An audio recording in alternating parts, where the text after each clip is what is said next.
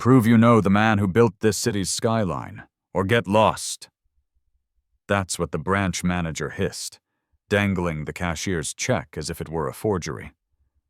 The entire bank fell silent, turning to watch a black woman be publicly dismantled. Security guards began to move in. Patrons started to whisper. She didn't even blink. You're about to find out why she refused to surrender, why she held her ground against them all. But you have to stick around to see how this story ends. Tell us in the comments what you would do in her position and where you're watching from. And make sure to like and follow so you don't miss the conclusion. The late afternoon sun of a blistering July day cut through the floor-to-ceiling windows of the Pinnacle Financial Group, a steel and glass titan in the heart of downtown Chicago. Its granite floors shone like a frozen lake. The lobby thrummed with the quiet efficiency of wealth, a low symphony of muted conversations, the soft tapping of keyboards, and the air-conditioned chill that defied the heat wave outside. Alana Hayes stood patiently in line, a dark brown leather briefcase at her side. Her breathing was even, her gaze focused but serene. She wore a tailored linen suit in a deep emerald green, elegant and professional, accented by simple gold earrings. She knew perception was currency here, and on this day she wanted to leave no room for error. But there was an undercurrent in the air, a familiar and sour note of skepticism she had learned to anticipate. She took a deep, fortifying breath as the line advanced. Around her, people in expensive suits checked their watches and scrolled through their phones while oversized screens flashed queue numbers in a cold, corporate blue. When her turn arrived, she approached the counter with a polite, controlled smile, setting her check on the cool stone. "Good afternoon," she said, her voice clear and steady. "I need to deposit this, please." The teller, a young man named Kevin with a name tag and a practiced smile, gave Alana a cursory glance before his eyes landed on the check. Alana saw the shift immediately. Kevin's professional veneer fractured for a split second, revealing a flash of doubt, a tightening around his lips. He said nothing at first. Instead, he picked up the check with a theatrical slowness, as if it were suspicious contraband, holding it up to the overhead light. Alana waited, her patience a shield against the rising tide of frustration in her chest. Her heartbeat quickened. She had steeled herself for this moment. The check was drawn on this very bank. It was for a substantial but not astronomical amount, signed with a bold, authoritative hand, Marcus Thorne, chairman, her husband's name. But to people like Kevin, that signature was an invitation for scrutiny. "I'm going to need to see some ID," Kevin said, his tone flat. Alana provided it instantly, her state driver's license ready in her wallet. Kevin barely looked at it before placing it on the counter and turning the check over again. "Do you have another form of identification?" he asked, his voice neutral but carrying a sharp edge. Alana met his gaze, her own tone unwavering. "That is a government-issued photo ID." Kevin's mouth thinned. "It's required for deposits of this size," he stated, but his eyes darted from her face to the signature and back again. The implication was clear. Alana fought the urge to sigh. This was a tired old script. She simply opened her wallet further, retrieving her university faculty ID, a corporate credit card, and her health insurance card, arranging them in a neat row on the counter as if presenting evidence. Kevin inspected each one with painstaking deliberation, causing the line behind Alana to swell with restless energy. Whispers started to ripple through the crowd, a mix of annoyance and curiosity. Alana felt their gazes like needles on her skin. She would not turn around. She would not dignify their judgment with a reaction. She had every right to be in this bank. She had every right to deposit this check. and she would not be cowed into submission. "Is there an issue?" she asked, her voice a calm oasis in the rising tension. Kevin didn't reply directly. Instead, he leaned away from her slightly, a subtle physical distancing, and pressed a button on his desk phone. "Mr. Davison, I need you at Teller Station 4, he announced, his voice tight with a strained authority, as if calling for a manager to handle a security threat. Alana's eyes drifted to the nameplate on his desk. Kevin, Client Services Specialist. The title felt like a bitter joke. She stood her ground, her posture impeccable, her jaw set. A moment later, Mr. Davison emerged from a glass-walled office. He was a tall man in his 50s with thinning hair and a suit that was just a little too tight. He scanned the scene, his eyes landing on Alana before he plastered on a thin, insincere smile. "What seems to be the trouble here?" he asked Kevin, pointedly ignoring Alana. "We've got a large check, and I'm having difficulty with the verification," Kevin explained. Davison didn't even acknowledge the stack of IDs Alana had provided. He picked up the check and studied it with an exaggerated frown. "Marcus Thorne, you claim?" he said, making the name sound like an outlandish fantasy. Alana's blood ran hot, but she refused to let it show. "Yes," she replied coolly. "He's my husband." Davison's eyebrows shot up in feigned disbelief. "Your husband," he echoed, trading a look with Kevin, who smirked. "Well, this is a very significant amount. I'm not sure we can process this for you today without further verification." Alana held her breath, counting to 3 before she spoke. "It's a cashier's check drawn on this institution. It is signed by your chairman. What else could you possibly need to verify?" Davison's expression hardened. "Ma'am," he said, his tone dripping with condescension, "I'm going to need you to remain calm. There's no need to become defensive." Defensive? The word landed like a carefully set trap. She hadn't shouted. She hadn't sworn. Her expression hadn't even changed. But that word was designed to paint her as the aggressor, to signal to everyone watching that she was the problem. She was irrational. She was out of place. The line behind her stirred with palpable impatience. A man cleared his throat loudly. Another sighed with dramatic frustration. Davison turned to them, offering an apologetic gesture. "So sorry for the inconvenience, everyone," he announced, loud enough for the entire lobby to hear. "We're just managing a complicated matter here." Kevin let out a soft snort. Alana's mouth was bone dry. She wanted to unleash the fury building inside her, to snatch the check from his hand. But she held herself in check. Her expression remained placid. Her mother had taught her that. Never let them see you crack. Davison heaved a theatrical sigh. "Tell you what," he said finally. "Why don't you have a seat over there while we look into this further?" He gestured vaguely toward a lone chair by a wilting ficus tree, a place for her to be put away, out of sight. Alana collected her IDs slowly, meticulously. She would not rush. She slid them back into her wallet, lifted her chin, and locked eyes with Davison.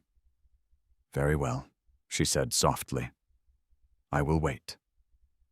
She walked to the chair with measured grace, refusing to be dismissed. As she sat, she watched Davison and Kevin confer over the check, whispering and casting smug glances in her direction. Around her, the bank's patrons went about their business, pretending not to stare, pretending everything was normal. But Alana saw. She saw it all. And she would not forget a single word, a single smirk, a single insult veiled as procedure. Because this was far from over. Alana sat ramrod straight in the stark, uncomfortable chair, her knuckles white as she gripped the handle of her briefcase. She watched Davison and Kevin huddle together, treating her check like a potential explosive device. The ambient hum of the lobby, filled with the polite chatter of other transactions, only served to amplify her profound isolation. She could feel the stares, sense the whispered judgments, but she kept her spine erect, determined not to give them the satisfaction of seeing her shrink. Finally, Davison straightened up, dropping the check on Kevin's counter with a flourish of irritation. He shot a look at Alana, a smirk twisting his lips. "Ma'am," he called out, his voice loud enough to command the attention of the entire room. "I'm going to need you to come back to the counter." Alana rose, taking a moment to smooth her suit before she walked back, each step a deliberate act of defiance. She met Davison's gaze, challenging him to make the first move.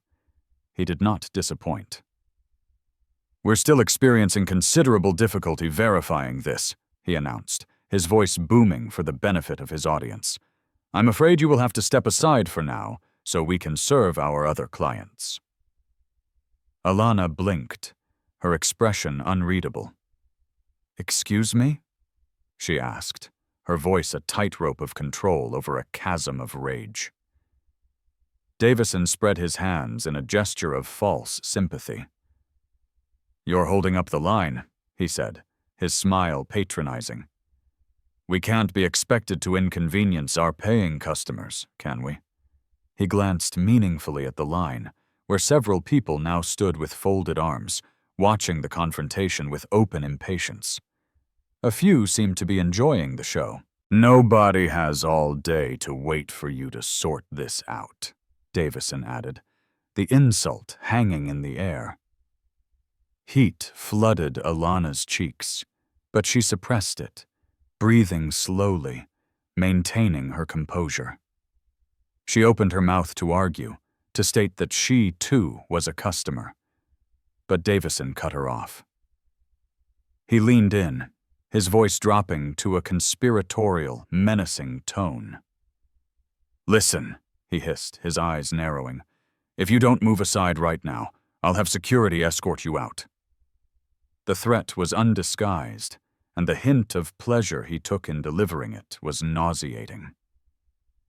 Alana's grip on her briefcase tightened. The lobby noise seemed to fade into a muffled hush as people leaned in, sensing the climax of the drama. A woman directly behind Alana scoffed and muttered, "For God's sake, just get out of the way," her voice dripping with contempt. Davison's eyes flickered to the woman with a brief, satisfied glance before returning to Alana. "You see," he said, "you're upsetting the other clients." Kevin covered his mouth to hide a snicker, his attempt to look busy at his computer screen utterly unconvincing. Alana's mouth was as dry as dust. She knew this tactic: manufacture a problem, escalate the situation, and then blame the target for creating a disturbance. She forced her voice to remain steady. "I'm not moving," she said, her tone quiet but unshakable. Her chin rose a fraction. "I have a right to be here." Davison's fake smile vanished. He straightened up and gestured sharply to Kevin. "Call security." Kevin complied with an unnerving eagerness, pressing a button on his desk phone with a decisive jab. "Greg," he said with feigned sweetness, "we need you at the front." Seconds later, the heavy thud of rubber-soled shoes on granite announced the arrival of security. Greg, the bank's head of security, appeared, a large, broad-shouldered man in a crisp navy uniform. His expression was stern, and his hand rested casually on the thick belt at his waist, his fingers near the holster at his side. A clear and practiced display of authority. He didn't greet Alana. His eyes were cold and evaluative, as if she were an unstable element that needed to be contained. "Is there a problem here?" he asked, his voice low but carrying an implicit warning. Davison didn't hesitate. "Yes," he said, pointing at Alana as if she were an object to be removed. "This woman is refusing to cooperate. She's causing a scene and disrupting our business." causing a scene. Alana felt a surge of indignation. She hadn't raised her voice. She had barely moved. She had done nothing but calmly insist on her right to service. But Greg's gaze was fixed on her, his hand still positioned near his belt. "Ma'am," he said, his voice a carefully modulated monotone that still dripped with menace. "I'm going to have to ask you to step away from the counter now." The bank grew even quieter, grew even. A child's question, "What's wrong with that lady?" was quickly shushed by a parent.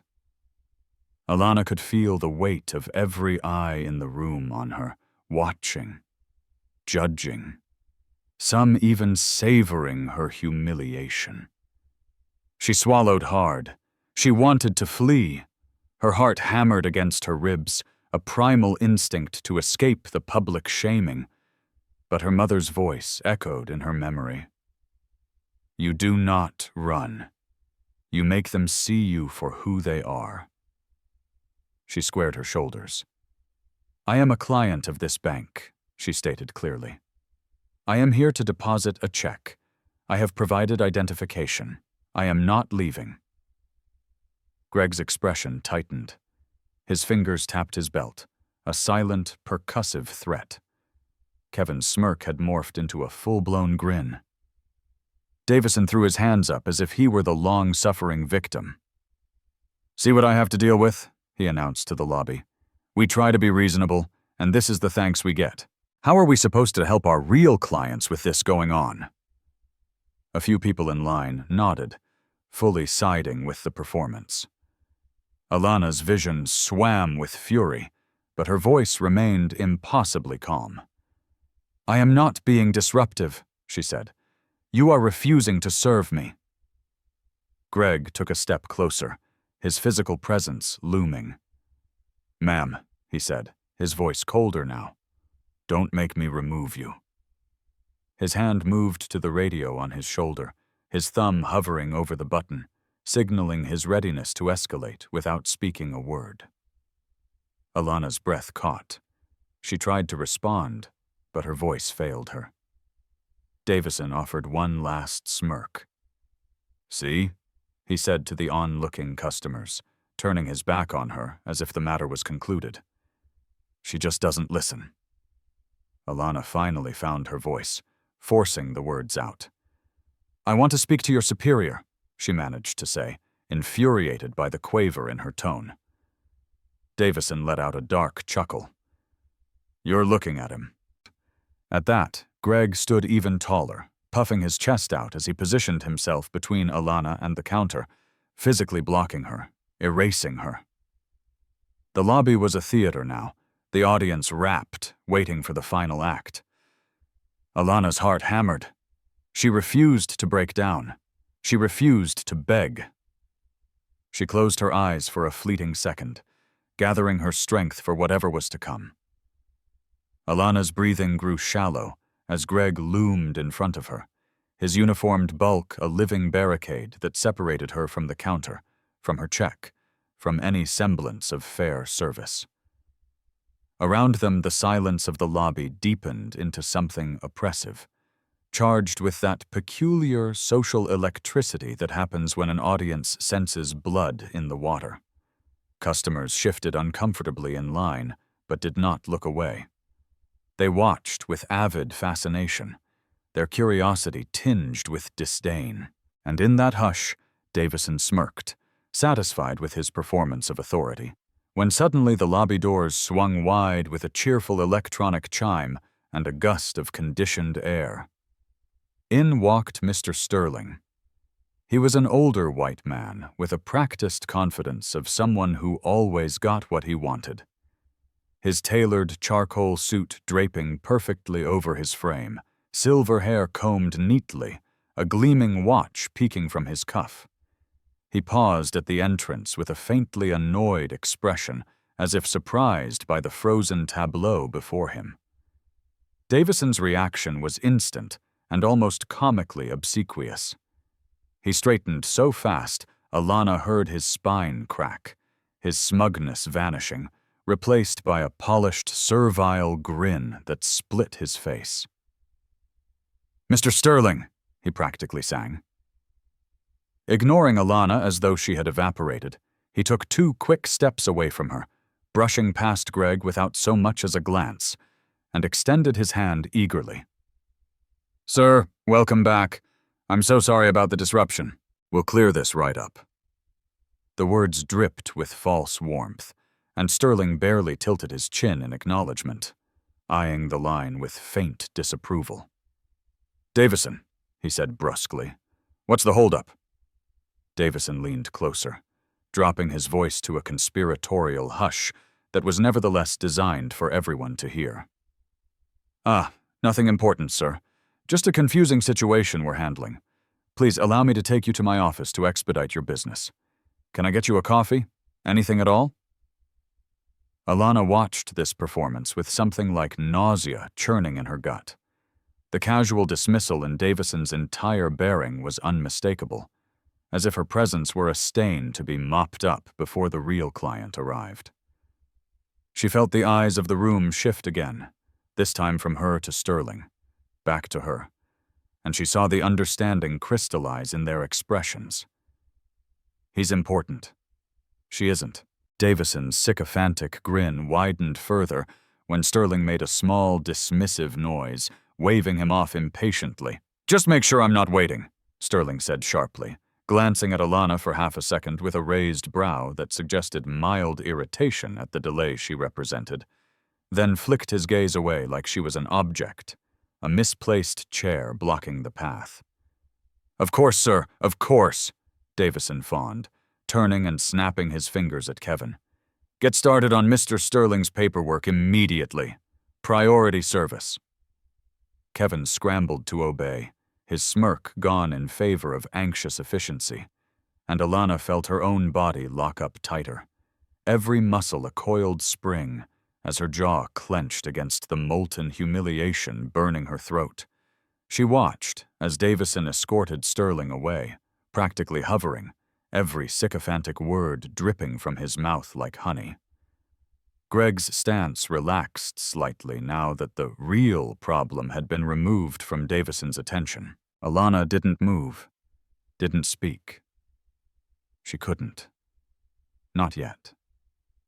The bank resumed its low murmur, but it had a different tone now, more acidic, charged with the knowledge that the show had shifted, but not ended. Near the far end of the counter, Jenna, a young teller with bright eyes and a ponytail that swung when she talked, nudged her colleague in the ribs with her elbow, the movement casual, conspiratorial.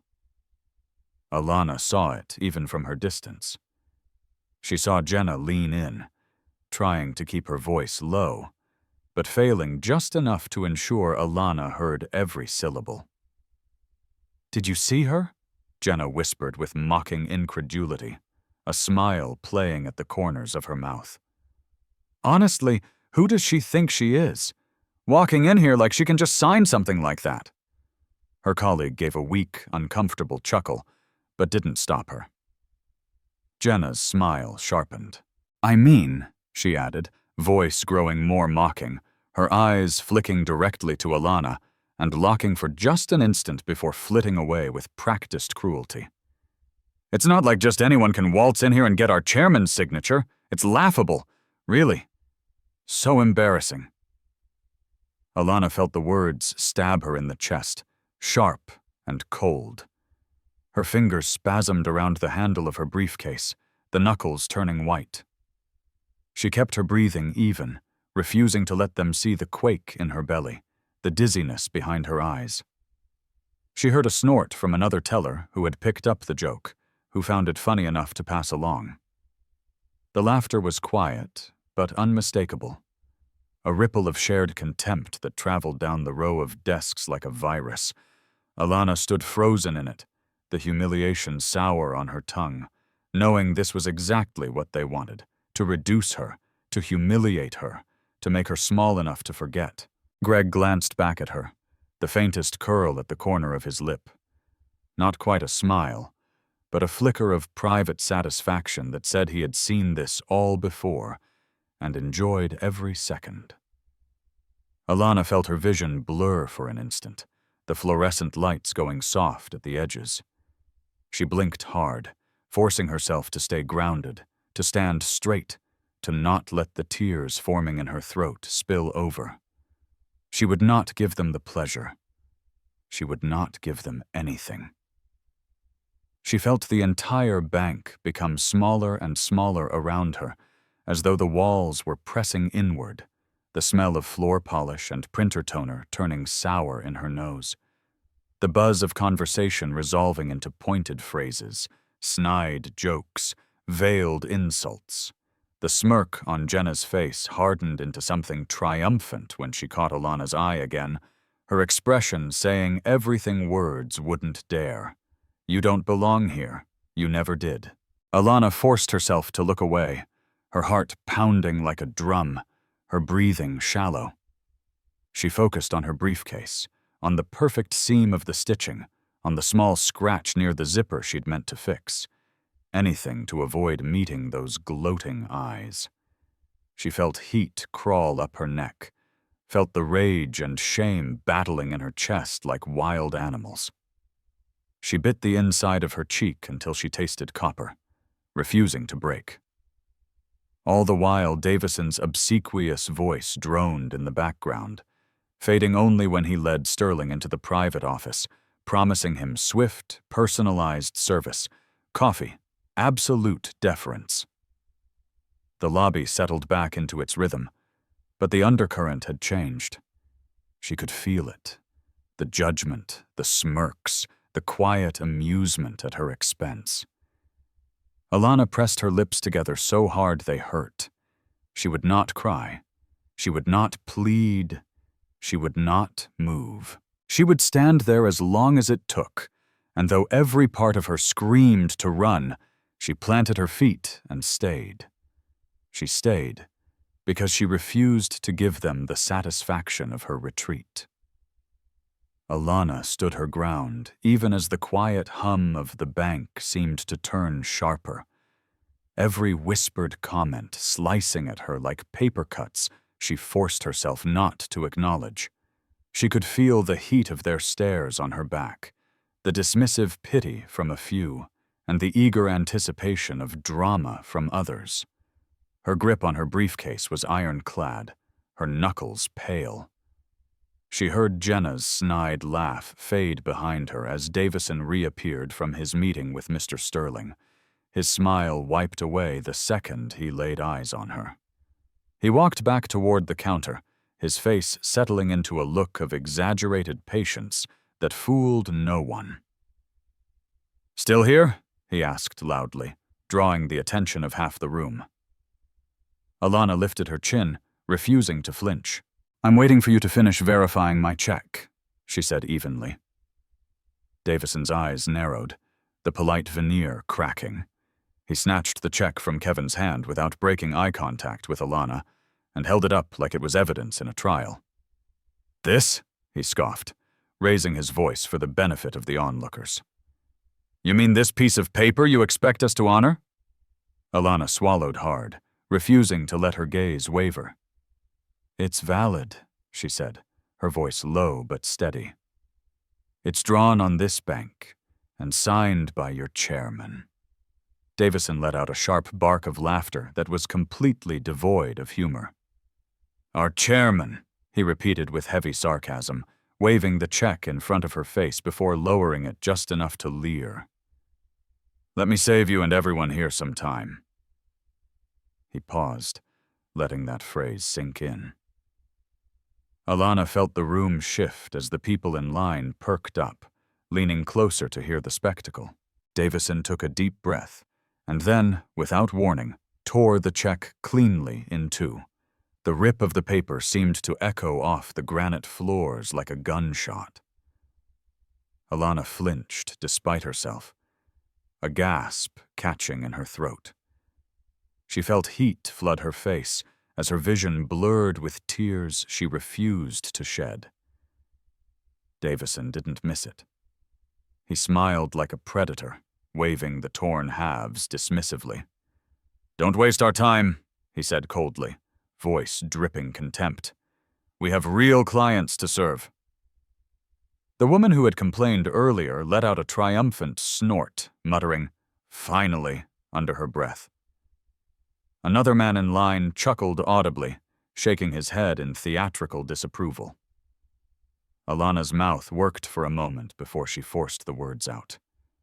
"That was my property," she said, her voice ragged. "You had no right." Davison's eyes gleamed with triumph. "I have every right to protect this bank from fraud," he shot back. "And you standing here insisting we honor a fake check is the textbook definition of fraud." The words seemed to hang in the air, charged like static. Alana blinked, momentarily stunned. Fraud. It wasn't just an insult. It was an accusation. Her heart began to pound, the familiar terror rising in her chest, cold and suffocating. She opened her mouth to deny it, to demand he stop. But Davison was already turning away from her, waving to Kevin to call the next customer forward, like she didn't exist. The line shuffled forward, people stepping past her with deliberate avoidance, their gazes sliding over her like she was invisible. Or worse, dirty. Kevin's eyes flicked to her with open mockery before settling on the next customer, his smile suddenly professional and sweet. Alana felt her knees threaten to buckle, but she locked them, refusing to fall. Her mind raced. She needed to do something. Anything. She lifted her voice, shaking now with fury and humiliation. "You can't do that," she said louder than she intended. The words cracked, but they carried. Davison paused, glancing back at her over his shoulder with false surprise.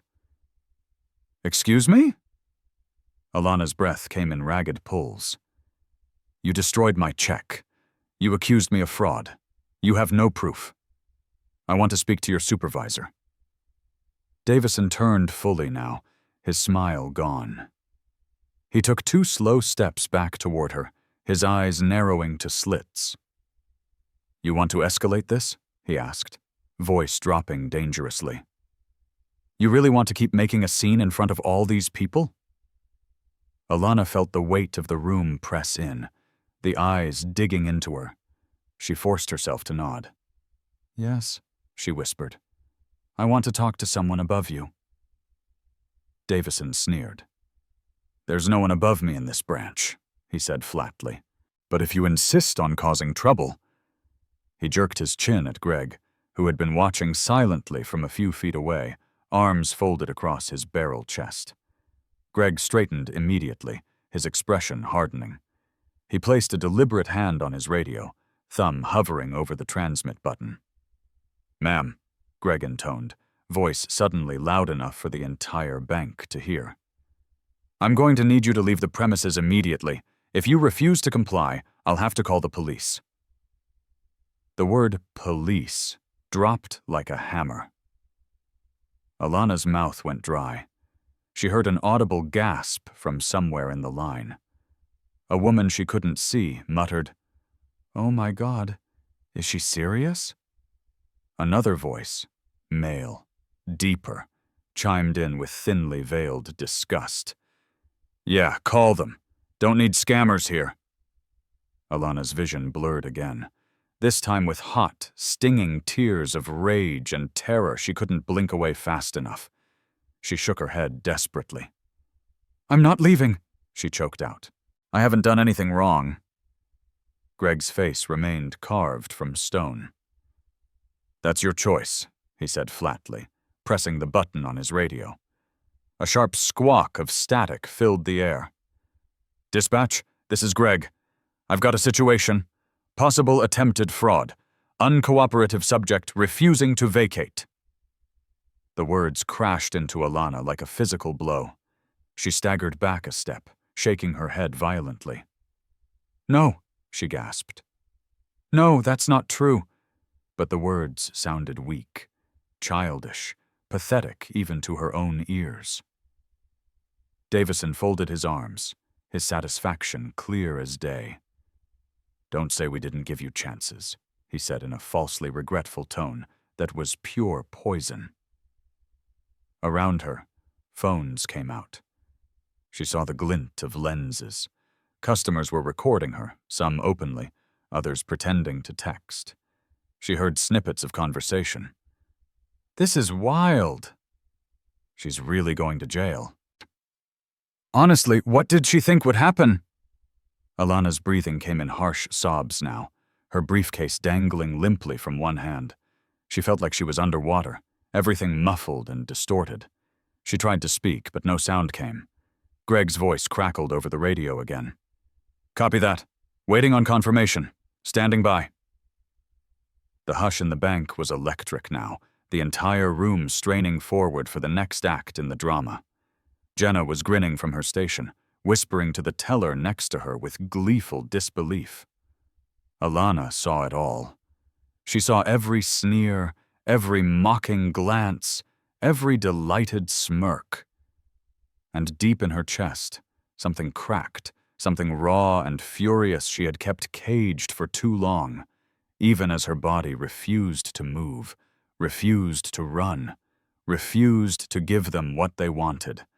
Alana could feel every eye in the bank, trained on her as though she were some sideshow spectacle. Her humiliation served up for public consumption like a cruel matinee performance. Her pulse thundered in her ears as Greg stood looming at her side, radio still crackling with faint static, and the taste of bile threatened at the back of her throat while she forced herself to stay upright, refusing to crumble onto the polished granite floor. Davison slowly approached her again, hands clasped behind his back in a parody of calm professionalism that only made his contempt more pronounced. He let his gaze travel lazily over her with open judgment before finally stopping on her face. He sighed heavily, as though she were a burden he could barely tolerate. "Well," he drawled, raising his voice just enough so the waiting customers would hear. "If you want us to even consider honoring this check, you're going to need to do something you seem very reluctant to do." Alana blinked hard, trying to hold his gaze despite the sting of unshed tears. Her voice cracked when she spoke. "I already gave you my ID, my faculty card, everything you asked for," she rasped, each word scraping her raw throat like sandpaper. Davison smiled thinly. "That's not good enough," he said. "This is a very large sum, after all. Surely you understand we can't just take your word for it." He glanced around meaningfully, encouraging the audience of bystanders to share in his skepticism, and Alana heard a low murmur of agreement ripple through the room. She swallowed, feeling the words stick in her dry mouth. "What more do you want from me?" she managed, hating the tremor in her voice. Davison cocked his head, his eyes cold and sharp. "Proof," he said simply. Alana frowned, confused despite her growing dread. "Proof of what?" Davison's lip curled in disdain. "Proof of your relationship to whoever signed this check," he said slowly, enunciating every syllable like she was a child who couldn't comprehend language. "You're telling us it's from the chairman of this bank, your husband, you claim, but you don't have a single shred of proof to back that up. A photo? A marriage certificate? A phone call? Anything?" The room went even quieter, if that was possible. Alana felt the blood drain from her face. She opened her mouth, but no words came out. Her thoughts scattered in a haze of panic and fury. Her wedding band felt heavy on her finger, burning like an accusation she couldn't answer. She wrapped her fingers around it protectively, her chest rising and falling in short, jerky breaths. "That's absurd," she finally managed to whisper, voice cracking. "No one else here has to prove they're married to cash a check." Davison's eyes gleamed, sensing blood in the water. "No one else here is claiming to be married to our chairman," he retorted smoothly, his voice dripping with false reasonableness. He turned to Greg, who watched him passively, and then back to Alana. "Look at it from our perspective. It's a matter of security. Fraud is a real concern. We can't have anyone walk in here and say they know someone powerful and expect us to just hand over the money. You understand, don't you?" Alana's vision swam. She realized with sick horror that people in line were nodding, mumbling agreement. The solidarity was with him, not her. A woman muttered, "Can't blame them," under her breath. A man near the front snorted. "If she really knew him, she'd have proof," he stage whispered to his companion. Alana felt like she was drowning. She closed her eyes for half a second, struggling to keep her voice even. "Please," she said, her voice dropping low. "Can we speak about this somewhere private? You're making this into a spectacle." Davison barked a harsh, humorless laugh that bounced off the granite floor and seemed to pierce straight through her. "Oh," he mocked, arching an eyebrow. "Now you want privacy? Now that everyone sees what's happening? A bit late for that, don't you think?" Alana felt the ground tilt under her. She tried to explain again. "I don't want to make a scene," she insisted desperately. "Just please, let's discuss this in your office, away from everyone." Her voice cracked on the last word, but she pressed her lips together, refusing to let the sob out. Davison's eyes glittered with cruel amusement. He leaned in just slightly, close enough for only her to hear, though he made sure the posture was visible enough to look threatening to anyone watching. "What's the matter?" he said, voice soft and venomous. "Scared now? You should have thought about that before trying to pull this stunt." Alana's breath hitched painfully in her chest. She swallowed again and tried to plead, her voice trembling. "Please, I just want to resolve this." Davison straightened abruptly, his smile gone, replaced by the stony mask of authority. He spoke in a loud, clear voice that carried through the lobby. "I'm afraid we have nothing else to discuss," he declared. "You can either provide proof of your connection to the signer of this check right now, in front of everyone here, or you can leave the premises." Alana's mouth dropped open in horror. Her hands shook. She saw Greg shift behind Davison, crossing his arms with satisfaction, the radio still crackling at his shoulder like a reminder of how quickly this could escalate even further. The silence in the lobby was absolute now, the air thick with expectation and cruel curiosity. A child's voice broke it. "Mommy, why is that lady crying?" A woman shushed the child harshly, but the words hung in the air like poison. Alana tried to speak, but nothing came out except a strangled sob she couldn't swallow down in time. Davison smiled then, a small, cold curve of the lips that showed no real joy, only triumph. "I'll take that as your answer," he said smoothly, as if concluding a business transaction. He made a show of brushing imaginary lint from his suit jacket. "Greg, make sure she leaves. Now!" Greg's eyes locked on Alana, and he shifted his weight, looming even larger. Alana felt her knees go weak. The tears she had fought so hard to hold back spilled over, hot tracks down her cheeks. But she didn't move. She couldn't. Her legs refused to obey, her mind screaming at her to run, even as her pride chained her in place. Greg exhaled slowly, clearly relishing his role. He stepped forward deliberately, one hand on his radio, the other lowering to rest on his utility belt in a silent, chilling warning.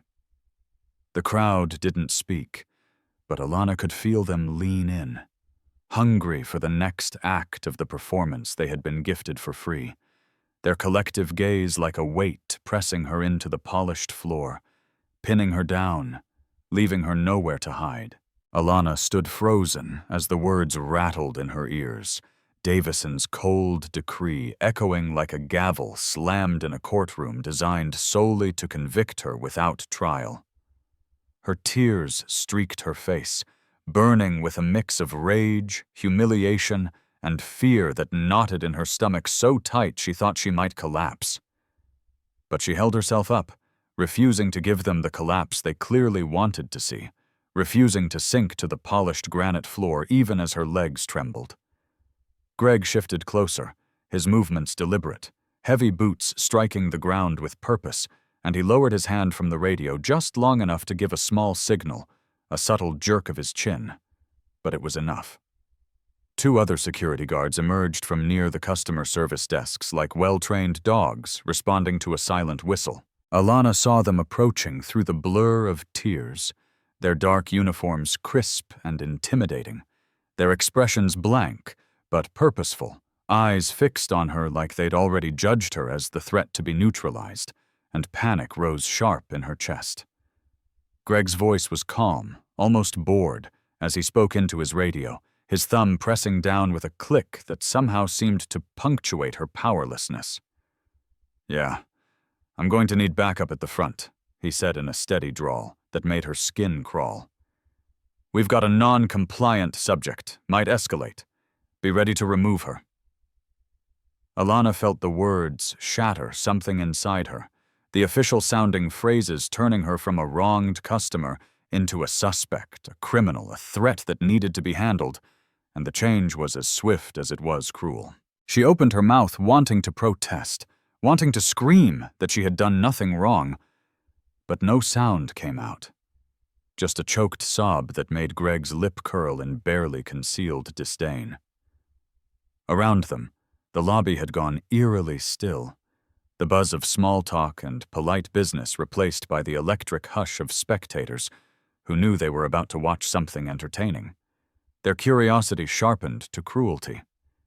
Alana felt their eyes scrape over her skin, felt the heat of their silent judgments. She heard someone mutter, "This is what happens," in a low voice meant to be overheard, and a soft, ugly chuckle followed.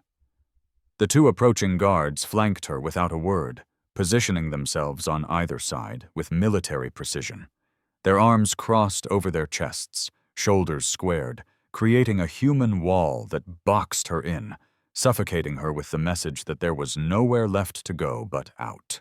Greg leaned in slightly, lowering his voice just enough to give the illusion of privacy, while ensuring everyone nearby could still hear. "Ma'am," he said, voice firm and devoid of empathy, "you need to leave now. Don't make this harder on yourself." Alana swallowed convulsively, her throat so tight it hurt, and forced herself to speak. "I just want my check cashed," she whispered hoarsely, her voice cracking like brittle glass. Greg's eyes hardened. "That's not happening today," he said flatly. He turned his head slightly, pretending to confer with one of the guards. "If she resists, we'll escort her physically." Alana's breath hitched at the word physically, her heart hammering so hard she could hear the blood rushing in her ears. She took a half step back without realizing it, bumping into one of the guards, who didn't move, didn't even acknowledge the contact except for the way his jaw tightened, telegraphing his readiness to grab her the instant she gave them an excuse. Davison watched all of this from behind the counter, arms folded, a satisfied smirk tugging at his lips, the perfect picture of a man who had achieved exactly what he wanted. He didn't bother to hide it anymore. His eyes flicked to Kevin, who was doing a poor job of pretending not to watch, his hand covering his mouth to stifle a laugh. Alana saw it all. She felt it all. The weight of institutional power pressing down on her, the deliberate escalation, the rehearsed choreography of intimidation. She felt like an animal surrounded by predators, the threat of violence humming in the air, sanctioned and approved by the authority standing smugly behind the polished counter. Her mind screamed at her to run, to fight, to do anything but stand there and accept this. But she couldn't move. She was pinned in place by her own dignity, by the cold knowledge that any movement would be interpreted as aggression, as justification for them to lay hands on her, drag her out, screaming, giving them the final victory. Greg shifted again, angling his body so she couldn't see the door, blocking even her line of sight to freedom, and spoke into his radio once more. "Yeah, prep the front. We're removing a disruptive customer," he said in a tone so casual it made her want to vomit. "Might need local PD on standby." Alana felt her knees tremble. police. The word was a death knell, the final threat. She felt the tears flood her eyes again, hot and furious. She hated them for it, hated herself for it. She tried to speak, but her mouth wouldn't form the words. Instead, she let out a ragged sob that made Jenna giggle quietly at her station. And then, as if scripted for maximum cruelty, the lobby doors swung open with their cheerful electronic chime, and Mr. Sterling, the VIP Davison had groveled before earlier, stepped out of the private office, his paperwork complete, his business concluded. He paused for just a heartbeat when he saw the scene in progress, his sharp gray eyes flicking from the security guards hemming Alana into Greg's hand on his belt to Davison's smug satisfaction. A slow, lazy smirk curled his lips as understanding dawned, and he took a step forward, clearing his throat in mock politeness that did nothing to hide the amusement glinting in his eyes. "Well now," he drawled, voice carrying easily across the hushed lobby. "Everything under control here?" Davison straightened even more, his eyes lighting up at the chance to perform again. "Perfectly, sir," he said, voice honey smooth. "Just dealing with a bit of trouble." Sterling's eyes flicked back to Alana, taking in her tear-stained face, her shaking shoulders, the absolute misery written in every line of her body. His smirk widened slightly, dripping with condescension. "Ah," he said lightly, voice loud enough for everyone to hear. "Well, best of luck then." He started to walk past, but paused at her shoulder, leaning in just enough that his breath ghosted over her ear. "Word of advice," he murmured, though his voice was pitched for the whole room. "Next time try a bank that's more your speed. Might save everyone some trouble." Alana jerked like she'd been slapped. A horrified, strangled sound bubbled in her throat.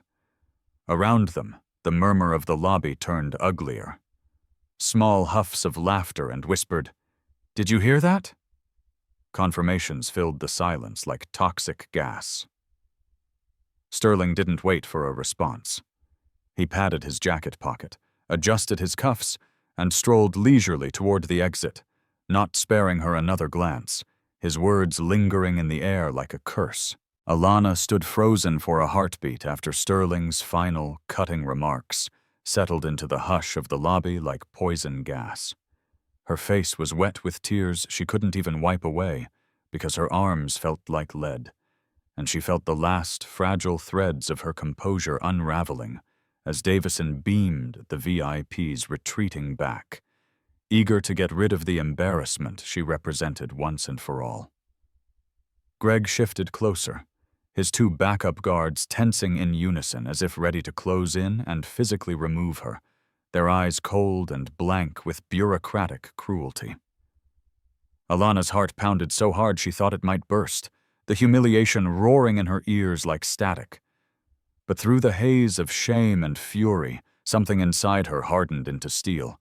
She sucked in a shuddering breath, straightened her spine despite the tremor in her legs, and let her hand drift to the clasp of her briefcase with deliberate slowness. Greg's gaze followed the movement instantly, his hand tightening around the strap of his radio, as though ready to call for backup at the first twitch of resistance. But Alana ignored him, her fingers closing around her wallet.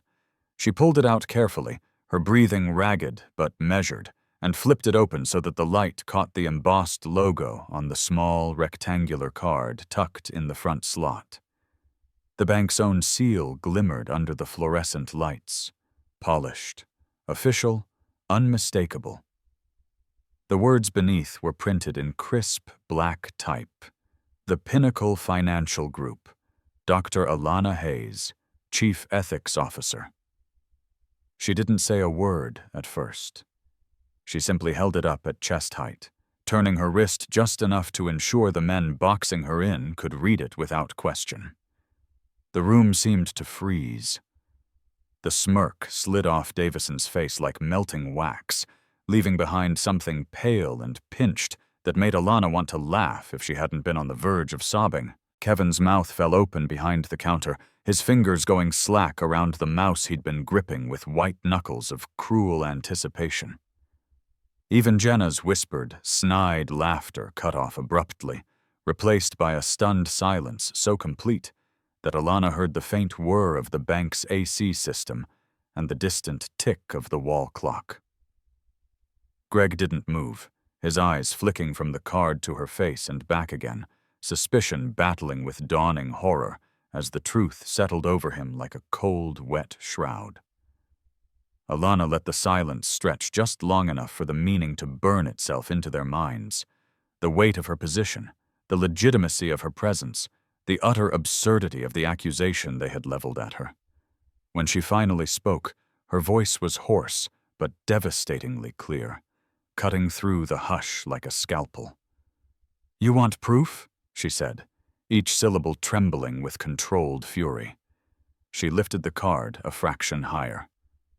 "Here's my proof. I work here. I work. I am the chief ethics officer of this entire financial group. My name is on every regulatory policy that governs this branch." Davison made a strangled sound in the back of his throat, somewhere between a cough and a gasp, and took a half-step back before catching himself. His eyes darted wildly to Kevin, who looked like he might actually be sick.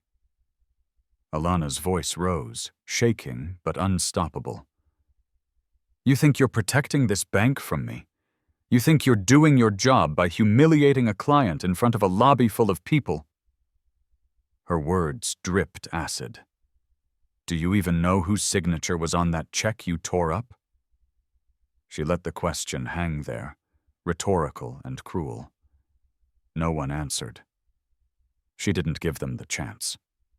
She twisted the card in her fingers once more before sliding it back into her wallet with deliberate precision, snapping it shut like a gavel coming down on their heads. "That check," she said, in a voice gone low and deadly, "was signed by Marcus Thorne, your chairman, my husband." The hush in the room imploded into a strangled gasp of collective realization, the whispers turning frantic and horrified as customers shifted uncomfortably, craning their necks to see Davison's reaction. The spectacle was no longer about a suspected fraudster, but about the spectacular unmasking of a liar, an incompetent manager, a man so drunk on petty power he hadn't even bothered to verify the claim that would now likely destroy him. Davison's lips moved soundlessly for a moment, his face blanching to a shade so pale it was nearly gray. When he finally found his voice, it cracked like a teenager's, shrill and pathetic. "Now, ma'am." Alana cut him off with a single lifted hand, her fingers trembling but steady enough to silence him. "Don't!" she spat. Her voice was shaking, thick with emotion, but it had an edge of command that made Greg and the two guards flinch as if slapped. She turned her gaze to them next, eyes burning through the blur of tears. "Are you still planning to put your hands on me? To escort me out of my own building?" The younger of the two backup guards actually took a step back, horror dawning in his eyes, while Greg's jaw clenched so hard the muscle in his cheek twitched. His hand dropped from his radio like it had been burned. Alana didn't let up. She turned back to Davison with surgical precision, pinning him to the spot with a glare that could have split granite. "Go ahead," she challenged, her voice rising despite the tremor. "Call security. Call the police. Call anyone you want. Let's see what your chairman says when he hears how you treat his wife." Howard opened his mouth, closed it, opened it again. No sound emerged. The lobby had gone so quiet she could hear someone breathing heavily near the front door. A woman actually whispered, "Oh my God," into the hush, her voice trembling with second-hand embarrassment at the absolute disaster unfolding. Alana drew in a ragged breath, gathering the last of her dignity around her like a cloak, and lifted her chin so high her tears threatened to spill down her neck. "Call him," she said, her voice iron and ice. "Call Marcus, now. I want to speak to my husband about how his employees handle their clients." Davison swallowed so hard it was audible. His hands twitched at his sides like he wanted to do anything other than move, his face a rictus of shame and terror. Kevin had stopped pretending he wasn't listening, and was now just staring openly, eyes wide as saucers. Even Jenna looked stricken, her mouth hanging open in a perfect circle of horror, her earlier cruel delight gone without a trace. Greg shifted from foot to foot, his gaze dropping to the floor, his authority leaking out of him like air from a slashed tire. Alana's voice dropped again, softer, but no less dangerous. "I'm waiting," she said. The silence was deafening. The silence that followed Alana's final words was so complete, it felt like the entire bank had been plunged underwater. The quiet pressed in around them, heavy and suffocating. And for a long moment, no one moved or even seemed to breathe.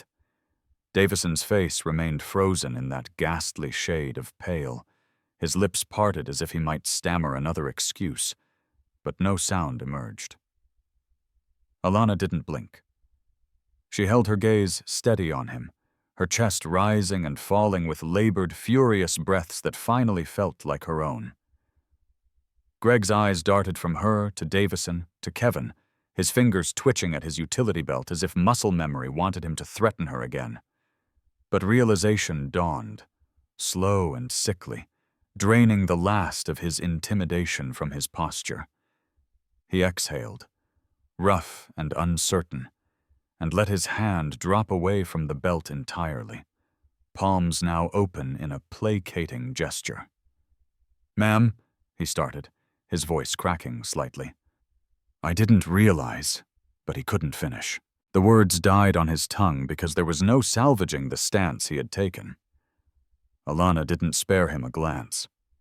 Her stare burned into Davison, daring him to say another word, and Davison wilted before her eyes. Behind the counter, Kevin looked like he might faint, one hand pressed over his mouth to hide his open shock. Beside him, Jenna had gone gray under her makeup, her eyes flicking between Alana and Davison in frantic panic. When Alana's gaze finally slid over to her, Jenna actually jumped. She tried, to paste on a smile so brittle it looked painful. "Dr. Hayes, I'm so sorry. We didn't know," Jenna stammered, her voice a hideous sing-song of customer service desperation. Of course you work here. We were just following procedure." Alana didn't speak. She didn't need to. The contempt in her silence said everything. Jenna's voice cracked on another apology, the words disintegrating into a strangled half-laugh that died before it was born. She looked down at her register, her shoulders curling in as if to make herself smaller. Greg cleared his throat, an awful rasping sound, and shifted closer, though now he kept both hands in plain sight, as if he was afraid she might actually call the police on him. "Look, Dr. Hayes," he said, trying to smooth his tone into something professional, but it came out clumsy and desperate. "There's no need to escalate further, all right? We can get this resolved for you immediately, no trouble at all." Alana slowly turned her gaze on him then, and his mouth snapped shut so completely it was like a physical recoil. She didn't say a word, letting the silence stretch and twist until his eyes darted to the floor like a scolded child. All around them, the lobby had gone utterly still, except for the buzz of whispered gossip that rippled in waves. Customers craned their necks to see, wide-eyed and rapt, their phones lowering in embarrassment or fear of being caught recording the wrong side of history. Kevin finally managed to squeak out, "Dr. Hayes, I'll get your account pulled up right now." His fingers were shaking so badly on the keyboard that he mistyped twice before the system beeped at him in electronic impatience. Alana didn't bother responding. She was done speaking to them. She'd given them all the rope they needed to hang themselves and was content now to watch them squirm. But before anyone could fumble for another pathetic apology, the heavy glass doors at the front of the bank swung open with a gust of cold, conditioned air and the cheerful chime that now felt grotesquely out of place. Heads turned in unison. For the first time since Alana had entered the bank that morning, there was a shift in energy that wasn't directed at humiliating her. It was fear. Real, naked fear. Because Marcus Thorne had arrived. He strode into the lobby with a kind of command that couldn't be faked. His tailored suit cut razor-sharp against the lean muscle of a man who spent his life wielding power and expected nothing less than total compliance. His eyes were dark and cold and searching, scanning the lobby with a predator's precision until they landed on his wife. And when they did, something flickered in them. Fury, protectiveness, and the absolute promise of consequences. Alana didn't move. She didn't need to. The raw relief she felt at seeing him was almost enough to make her legs buckle, but she held herself rigid, chin lifted, daring anyone in the room to miss the connection. Marcus's gaze swept over her tear-stained face, the tense set of her shoulders, and then moved slowly to Greg, standing uselessly beside her, to the two backup guards trying not to breathe, to Jenna trembling behind the counter, to Kevin blinking rapidly like he might cry himself, and finally, to Davison. Davison, who looked like he'd seen death incarnate walk in through those doors. "Alana," Marcus said, his voice low and lethal. "Are you all right?" She didn't answer in words. She simply held his gaze, her lips trembling as she forced a nod. That was enough. Marcus's attention snapped to Davison so fast it was whiplash. He took 2 unhurried steps forward, the weight of his authority crashing over the room like a tidal wave. He didn't yell. He didn't need to. His voice was quiet, almost conversational, which made it that much more terrifying. "Davison," he drawled, every syllable ice. "Do you want to explain to me exactly why my wife is standing here looking like she's been dragged through hell?" Davison made a strangled squeak, his mouth opening and closing like a landed fish. No words came. Marcus's eyes narrowed to slits. "You tore up her check," he continued, his voice somehow softer, deadlier. "A check that bore my signature. You accused her of fraud. You threatened her with security." He let the words hang, each one hitting like a hammer. "Tell me, Davison," Marcus said finally, his voice dropping to a whisper you could hear in the rafters. "Who exactly did you think signed that check?" Davison made another pathetic noise, but the words wouldn't come. Kevin was openly crying now, tears sliding down his cheeks in silent horror. Jenna was shaking so hard the coins in her register rattled. Greg had gone pale as wax, his mouth pinched tight. The customers, who had been so eager to watch Alana's humiliation, were now cowed into silence, their eyes wide with second-hand terror at witnessing real power wielded like a scalpel. Alana said nothing. She didn't have to. Marcus Thorne was here now, and he would do the talking for her. And as the hush stretched out in the sterile, overlit lobby, you could hear Davison's dignity break apart like rotted wood under the weight of what he had done. The silence in the lobby held for a long, terrible moment after Marcus Thorne's final question, the air thick with a fear and shame so palpable it felt like a physical presence pressing against everyone's skin.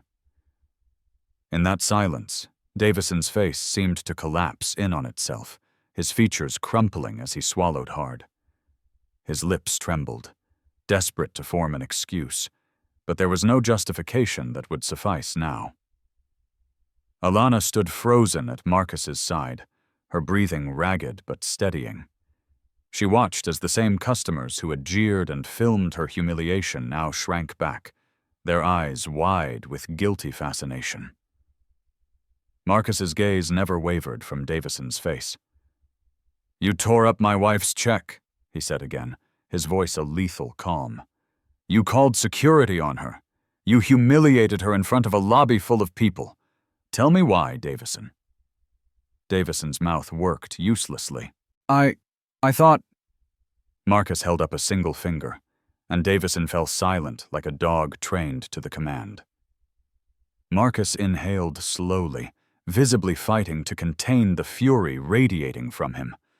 "Enough," he said, and the word cracked like a gunshot. He turned his gaze next to Greg, whose eyes had dropped to the floor. "Greg," Marcus said, his voice dropping even lower, "you threatened my wife. You physically intimidated her. You escalated the situation with deliberate force, all while failing to do the single most basic part of your job, protecting our clients, especially her." Greg's mouth opened. "Mr. Thorne, Turn in your badge and your company ID before you leave," Marcus interrupted, his voice like ice. "You are terminated, effective immediately." The words landed like hammers. Greg's face went chalk white. "Sir, please, it was a misunderstanding." "Your misunderstanding has cost this company its reputation in less than an hour," Marcus stated flatly. "You're done here." Greg's shoulders collapsed. He turned slightly, his eyes glassy, his fingers trembling as they drifted toward his badge. Beside the counter, Jenna let out a strangled sob. Marcus's eyes snapped to her next, and she froze. He didn't give her the dignity of pretending to consider a plea. "Jenna," he said, his voice hard and unyielding, "your mocking, your insults, your cruelty, all of it happened in front of a lobby full of witnesses. You think these people didn't record it?" Jenna shook her head violently, tears streaming down her face. "Please, sir, I'm so sorry. I didn't mean—" "You meant every word," Marcus spat, his politeness gone, replaced by raw disgust. "You will resign immediately, or you will be terminated for cause. I don't care which." Jenna's sob turned into a choked scream she tried to swallow. She fumbled at her register for her purse, the contents spilling onto the floor with a clatter. Marcus turned back to Davison, whose shoulders were shaking. "As for you," he said, his voice dropping into a lethal hush, "you're suspended effective immediately, pending a full internal investigation. HR will contact you about your disciplinary hearing. I suggest you get a lawyer. Your career in this industry is over." Davison let out a sob that turned into a ragged exhale, his head dropping as the reality settled upon him. The lobby was deathly silent. But Marcus wasn't finished. His gaze swept over the entire lobby. "Let me be perfectly clear," he said, addressing not just the staff, but everyone. "What happened today is disgraceful. I will not have it in any branch of this institution. Anyone who finds this acceptable has no place here." No one dared to speak. Kevin was crying openly now. Jenna's sobs were muffled but audible. Greg just stood there, badge limp in his hand, staring at the floor. Davison looked like a statue carved from shame. Alana drew in a shaky breath and straightened, wiping at her own tears. When she lifted her head, she was all steel. She was vindication. Marcus turned to her and held out his hand. She took it without hesitation, their fingers locking in a silent show of solidarity that no one in that lobby would ever forget. Even as justice was being served, the consequences had already begun. At the far end of the lobby, several customers were still holding up their phones, recording every word of Marcus's tirade. Within the hour, the videos would hit social media like wildfire. The Pinnacle Financial Group would trend for all the wrong reasons. Headlines would follow. Bank manager accuses CEO's wife of fraud in viral video. Comment sections would explode with outrage and calls for boycotts. The damage was done. The stain was indelible. The brand that prided itself on elite service would be rebranded overnight as a poster child for institutional bigotry, a cautionary tale for decades to come. Alana watched it begin in real time. She could see the shock on the faces around her as they realized what they had just witnessed wasn't going to stay private, it would live forever. And she didn't look away. She made herself see every expression. She made herself remember, because she would never let them forget. If you enjoyed this story and want more powerful narratives about justice and redemption, don't forget to like and follow. It helps us keep telling these kinds of stories. Tell us in the comments, which moment hit you hardest? What would you have done in Alana's place? And let us know where you're watching from. We love seeing our community grow all over the world.